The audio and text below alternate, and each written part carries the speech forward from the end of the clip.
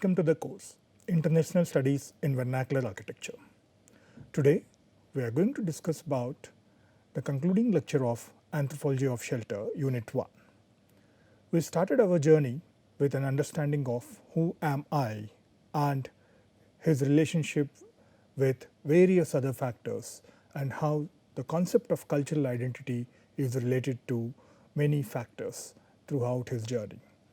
And similarly, from the lectures of Melissa and Eni, you have understood the materiality of it and how the concepts of anthropology plays an important role in the shelter process. So, as a part of concluding session for this Unit 1, I am going to briefly summarize on various aspects of anthropology, what is anthropology and why it is needed to study in the fields of architecture and especially in the context of vernacular architecture. Now, when you look at this slide, have you ever experienced any kind of differences of variations at any time of your life? You might have been born as a vegetarian, but throughout your journey you might have interacted with various cultures, various people from different caste, different religion, different continent, and they may be having from different food practices, different religious beliefs. The same connotation would have been reflected in a different community in a different manner, and they might have understood in a different manner. For example, many of these Hindu festivals, for example, a harvesting festival of Pongal, usually people don't cook a non-vegetarian in their house. But in many other cultures, for their main festivals, they cook non-vegetarian. And the way we eat is very different. The manner we eat, whether it is a table manners, whether it is a group, how we sit together and eat on a banana leaf, was defined through a particular culture. And similarly, eating without touching the food comes from another culture, and coming with the sacrificing comes from a different culture. So different processes and how they're all defined by each segments of the community is very important. If you go to Bengal in any occasion, a wedding occasion or anything in Bengal, the fish is the most priority. It is one of for the marriage occasion, on the very first morning, they bring this fish to the event, and that's how the ceremony starts. So each of these cultures are originated and their roots come from various historic aspects and their sense of belonging. Like in some of these South Indian cultures, you have this kolam representation, you have these rangolis. Of course, they are very much relevant in other parts in Gujarat and Rajasthan and in the northern parts of India, and they follow certain typical patterns in different parts of the country. For instance, these patterns are very much followed in the South Indian country, shows bit of continuous stretch, and also especially during the Pongal season, they have typical patterns which are enclosed with 4 entrances. That is referred as Vaikunta Vakili. It's like they refer to the god's adobe, God Vishnu's adobe, where it has 4 entrances. So like that, there are various myths that are depicted in the floral patterns, whether in terms of rangolis, whether in terms of wall decorations, whether in terms of the fields they have, whether in the kind of ornamentation they do, even the fabrics they wear, the colors which they don't and they do wear on certain occasions. This is very typical of particular communities. And in fact, not only about our food habits, not only about our fabrics, what we wear, but it is also to do our religious belonging, how we actually pray, how we worship our gods. Some of us, we worship as a temple form, as an idealistic form, and whereas in the mosque, the Islamic societies, they pray in the mosque, and the Christians, they have the churches, and even the burial traditions vary from culture to culture. Even not only the birth traditions, but the death traditions also vary from culture to culture. Like even within the Hindu society, there are certain castes which go for the burial traditions, whereas some of them, they actually burnt the dead bodies. So that's how various traditional practices have been evolved in time, and some of them have eventually also changed. For example, these are the temples. This is the Beast Warrior temple, which is actually significantly built on in between two ponds. And it also differentiates the society who access from the front side and who access from the rear side.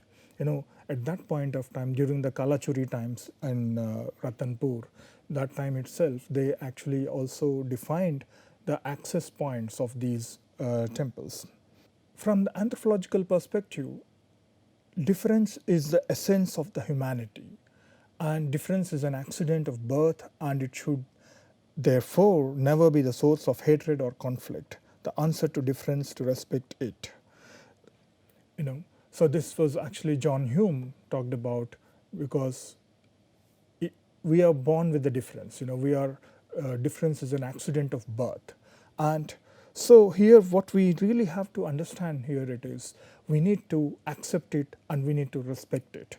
So we are born from different family backgrounds, different socioeconomic backgrounds. We are grown up in different cultures. We are grown up in different climatic conditions. We are processed through various genetical processes, and we are grown up in different climatic conditions, and we adapt to different cultural practices, and we are tuned with certain behaviors. We are be able to accept certain behaviors, and we will not be able to accept certain behaviors.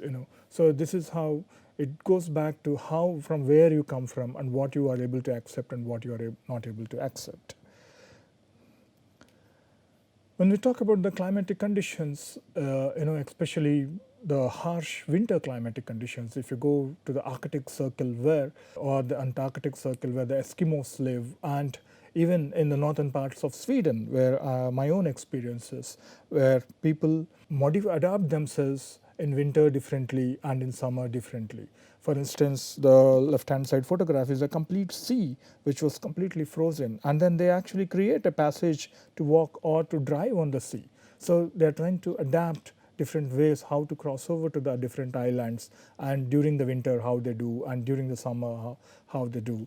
And also they are proposing of various attractive winter cities, concept of attractive winter cities, where their playgrounds, which are meant to play, they are mostly shut down for almost 6 to 8 months. But then how people try to adapt to accept these winter conditions, how they bring various winter sports like skiing, and some of these cultural activities. They bring art into the public places, and another concept is the tourism sector, how a hotel which stays only for a temporary time, maybe during harsh winter times. This ice hotel near Kiruna, it's built only during the winter time, and after that it is completely taken out.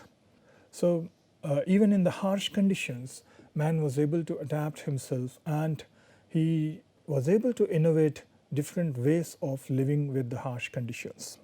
When we talk about the differences, let's start our understanding a difference in a small room where we work, like in a small lab where 3 or 4 researchers or the colleagues working in it, they are not from the same background. They are not from the same professional background either, or they may not be from same ethnic background. One may be from Africa, one may be from Chinese, one may be from India. So anyone, or even within the Indian subcontinent, in my own lab I can see that people coming from south, people coming from north, people coming from west, so people come from abroad. Each of them have their own cultural ways of working. Someone wants to hear music, someone gets disturbed in it. So that happens in every office, what we can see. So some are very sensitive to the sound, some are sensitive to a social way of working. So like that, our understanding of difference can start within a small room itself. So when we look at the scale of these differences, not only at a scale of a room, but when we take about these wider number of samples of people living in a big metropolitan city. How there will be people who are migrants coming from different rural places. There are lower income groups, there are middle income groups, there might be a higher income groups, there might be multi-millionaires and billionaires living in the city. How this diversity has been addressed. So and people living in smaller hamlets, how do their lifestyle is? People living in rural villages, how do their lifestyle is? And people who are living in a tall towers, how do their lifestyle is? So we talk about even a city, we have such kind of differences and we have that kind of variations. And now we consider the globe, the whole world, where Africans are very different from Americans and South Americans are different from North Americans. Similarly, the Asians, if you consider the continent of Asia, the Middle Eastern people are very different, their food habits are different, their religious belonging was different. Whereas in the South Asian cultures, it is very different. You have the Buddhist and Hindu, Jain cultures and also the Islamic cultures and the Christianity as well. So when there are mixed cultures, obviously within, whether in the scale of a small room or to a city or even to a country, not only to a country but to a continent as well. But how do we react or respond to such variations? That is the most important part. So from an anthropological perspective, there are two views which has been talked about. One is the emic view and the etic view. So what the people think about their own culture is an emic, and what an outsider thinks about a culture other than his own is etic. So the term emic refers to what insiders do and grasp about their own culture. It includes people's view of reality and their explanation of why they do and the way they do. Like I myself coming from an Andhra Pradesh state, and I'm coming from a small town which is close to Tamil Nadu. So the way I eat, the way the food items I eat, and the way I dress in my home, the kind of festivals I celebrate, what I perceive is very different, my own culture. But whereas a person coming from Punjab or Haryana and looking at my culture, eating on a banana leaf, or maybe a foreigner coming and seeing us sitting down and eating on a banana leaf, maybe he may feel it a different way. So that is how the difference between the emic view and the etic view.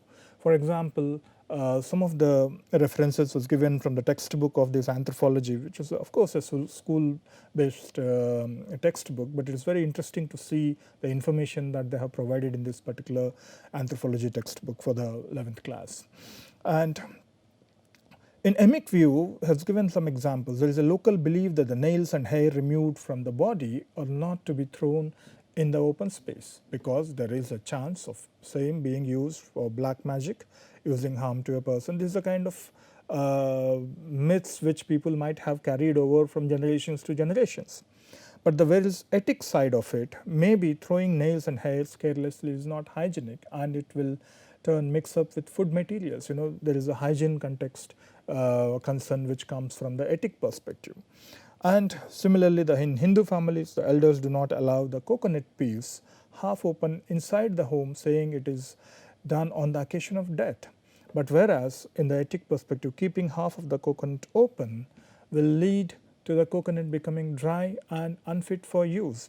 So these are two basic perspectives of how we understand the societies.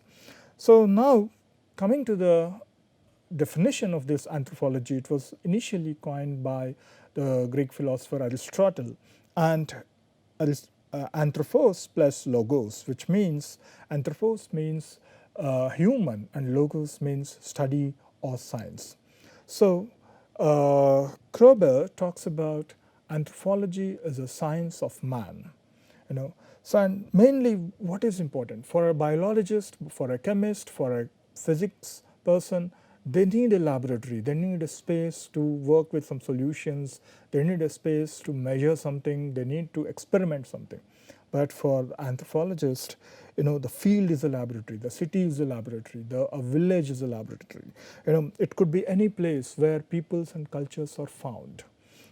So in fact, in Regina Lim's work, in the work of Philippines and also some of her work in Bhutan, where she have been involved with the community, and she used to be with the community, learn from the community, the fisherman's community, and as well as the the mountain communities, and also the plain communities. Those are how the issues, that how are the development issues are related to. How are they rooted from? Are they rooted from internally or externally? And this is a kind of very interesting work of Regina Lim's work, and how the impacts of fishing has been seen in few decades. What are the root causes for it?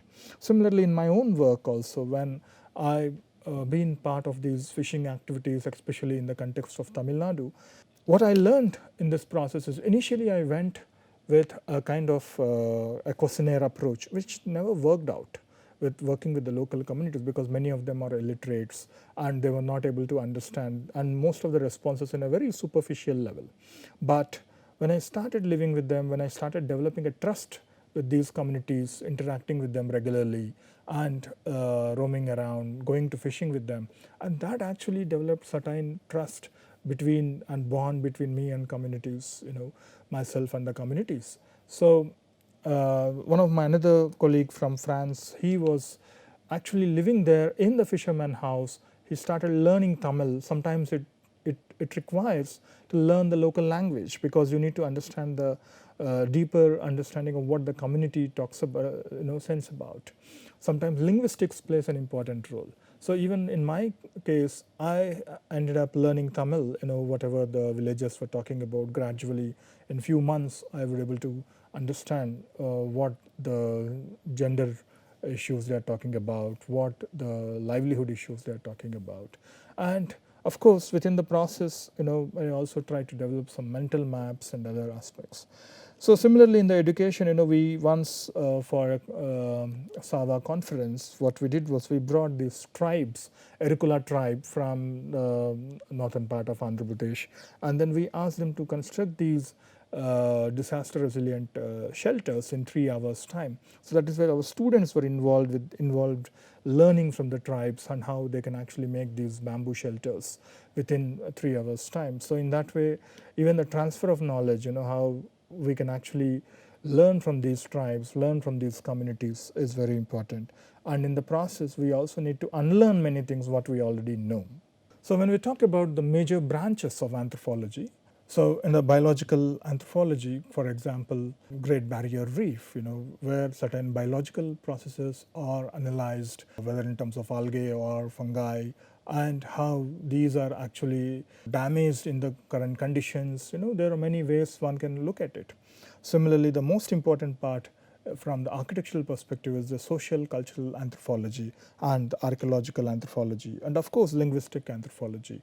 So let me show you some examples of, for example, you have this Wimbuja healing dance in Malawi, where it talks about certain knowledge on medicinal aspects, how these different cultures practice and how they are passed on from generation to generation. So there is a cultural process where the knowledge is transferred from one generation to another generation. Whereas if you see some of the archaeological evidences, you can see there is a text written here. It says, the pillar is donation of sons of Sagaka, both residents of Patithana. So which means even the decoding the linguistic part of this particular text on an archaeological site in Pitalkhora caves, it actually reveals some information about some other city, some other donor who funded this, construction. So in that way, there is a collaboration between the linguistic understanding of it in the archaeological context and talking about some other family situated in some other city, So in that way, it creates certain linkages. Even in the context of Bhimbetka, what we can actually see, these are the sites and the works of man, and how he is interacting with these nature, and how he was celebrating his life, what kind of activities he used. It is all captured in these rock paintings, which is actually a World Heritage Site. But some of these evidences actually give certain clues how a particular clan or a particular society or a particular tribal group or a particular families, so how their lifestyle was, how their way of behavior was. So this is where we reflects with the anthropology. So we can actually track back certain transformations that happened with that particular families or particular clans or the particular societies. With one of these prominent example where we talk about the Kumbh Mela, which was recently inscribed in as an intangible cultural heritage by the UNESCO list. So this is one of the huge social congregation which happens either in Allahabad or even in Haridwar. There's a huge congregation which happens, and people from different parts of India come together, and they actually take a dip or they take the holy water from here and they go to their temples. So there's various activities which takes place. But if you look at it, even the Harvard University, they have studied the economic feasibility, the economic aspects of this particular social congregations, like these economic aspects. What are the, how many business ventures it opens up, and how even the Muslim communities are part of many of these Kanwar Yatra. And so in fact there is a communal, there are different societies which serve these people. There is a tourism industry which comes in, which plays an important role. There is also the disaster management committees which plays an important role in it. How the crowd management system, the transport hubs, how they actually provide different facilities for these pilgrims to come and go back to their own places. So like that there is, and what is the expenditure for this? How do administrations look at it? How do the health sector look at it? And not only that, when we look at this kind of congregations, there is a religious perspective in it. And we can also look from an ecological perspective where the Swachhata and Pavitrata aspects could be observed, which means cleanliness and holiness, how they are interrelated to each other and how they influence each other, both in a positive ways and in negative ways, how they are interpreted by different societies. So similarly, the political anthropology, how the politics perceive this whole congregations. Like in this one example actually can talk about many issues in terms of socio-cultural anthropology, because there is an economic perspective in it, there is a political vision in it, there is ecological understanding in it, there is a religious understanding in it. So similarly, when we talk about, there's another branch of medical anthropology where the knowledge and the practices concerning the nature and this universe. For example, we have these Kalavaya ethnic groups in the mountainous regions, and they actually dates back to the pre-Inca period, and like many aspects of these Andean cultures, these Kalavaya practices and values have evolved through the fusion of native and Christian religions. Even these are all represented in the UNESCO Intangible Cultural Heritage, including the Wimbuja healing dance, and how these, whether it is a dance practices, whether it is a knowledge on herbs and the process, they are all concerned with the nature. So how they are transferred from one generation to the another generation. So that is a kind of brief understanding of anthropology and how it has certain interactions with the human and nature, and how humans have intervened with the nature and evolved their identities, and how they transform their understanding to the how they transmitted their understanding towards the next generations. So now I'm going to talk about how it is relevant in architecture.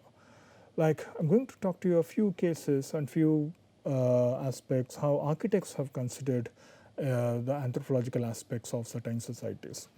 One of the important cases I would like to bring forward is the tribal museum in Bhopal, designed by Revati Kamath and artist Harichandan Bhatti ji.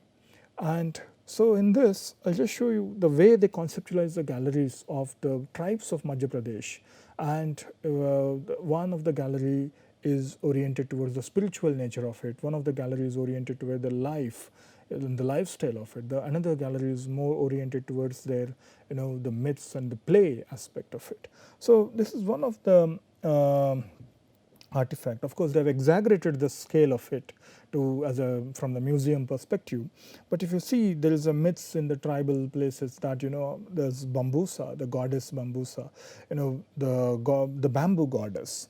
what is the story of this bamboo goddess? So basically there was an young, the story talks about an young girl who was hunted and eaten by her own brothers, and one of the brother was trying to protect her from the rest of these brothers. He loved her immensely and he always tried to save her, but at some point of time he was not able to save her, and he buried the little part of her body, and that's where people believe that the tears have drenched that, and that's actually have grown into a bamboo tree. So that is what they referred as the holy Kandaria Kanya, as a bamboo goddess. So but you see, this whole myth was just a kind of fairy tale which has been told as a stories to their children in the tribal societies.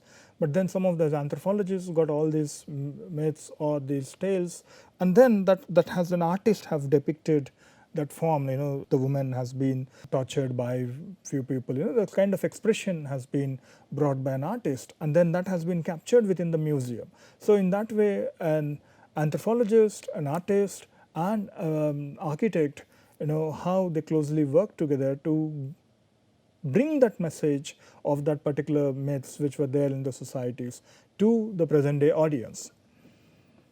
Similarly, the kind of plays they have and the kind of celebrations they have, so all these galleries were portrayed based on their observations with the society, their narratives which they have collected from the society.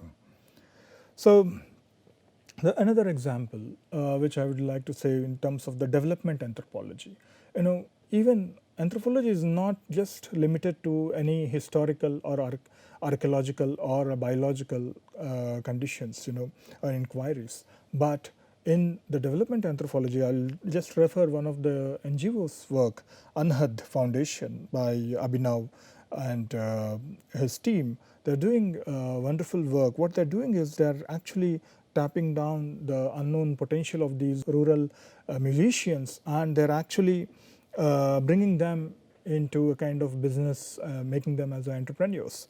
So in fact they are understanding these root causes why this music is not coming to the mainstream. So that is where they are approaching the villagers. They are actually capturing their own talents, and they are actually increasing their monthly incomes, and they are bringing a kind of sense of entrepreneurs. They are connecting these villagers with many other agencies. So in that way they are able to teach the new generations, and at the same time there are some women empowerments programs has been conducted, and in between, in the music management process, they are trying to reduce the role of the middlemen in this process, so that where the musicians can get a direct benefit of that.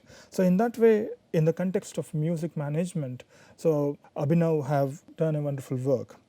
Now just to summarize the whole understanding, why do you need anthropology in vernacular architecture studies?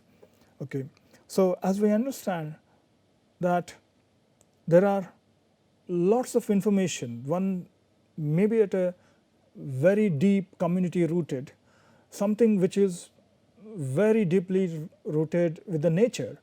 So what we really have to do is, when this, in the context of anthropological studies, we need to connect these dots, various dots. Sometimes they may not be in an organized pattern, they may be in a regular pattern, but we need to connect these dots.